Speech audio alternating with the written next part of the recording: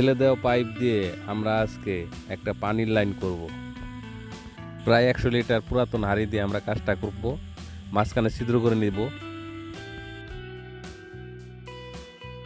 আগুনে এভাবে হিট দিয়ে নিব, সকেট হলো হবে।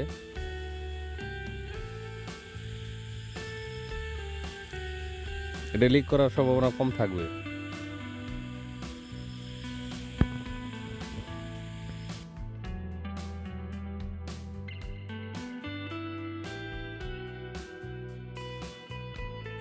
সবগুলো পাইপে এভাবে ঢুকিয়ে নেব হিট দিয়ে।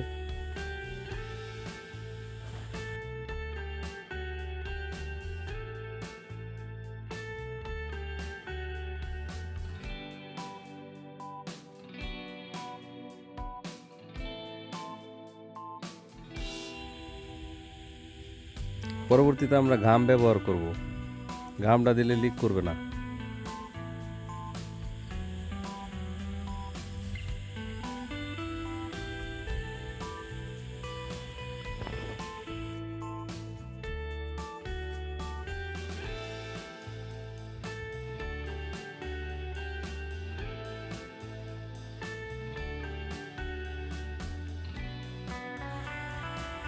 প্রয়োজন পড়লে আমরা কষ্টিপ ব্যবহার করব।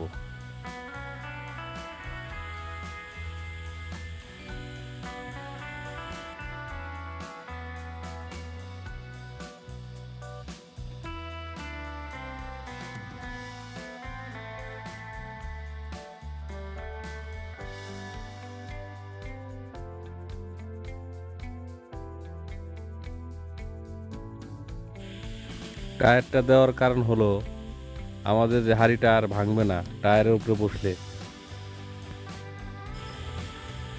হাঁড়িতে পানি রাখার কারণ হচ্ছে হাঁড়িতে পানি রাখলে পানিটা ঠান্ডা থাকবে। এখানেও প্রচুর রোদ, এর জন্য আমার হাঁড়িতে পানিটা রাখবো।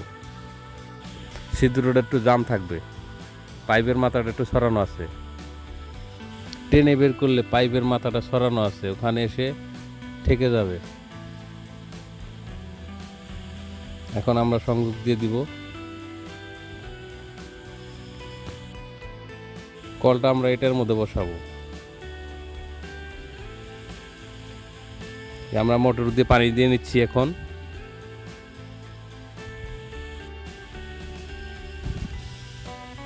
দেখেন পানি পড়তেছে প্রায় 50 থেকে 60 ফুট দূরত্ব।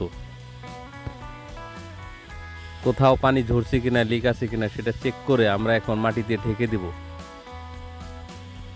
অল্প খরচে কাজটা হয়ে গেল। 50 থেকে 60 ফুট দূরে আমাদের পানি আর টানতে হবে না।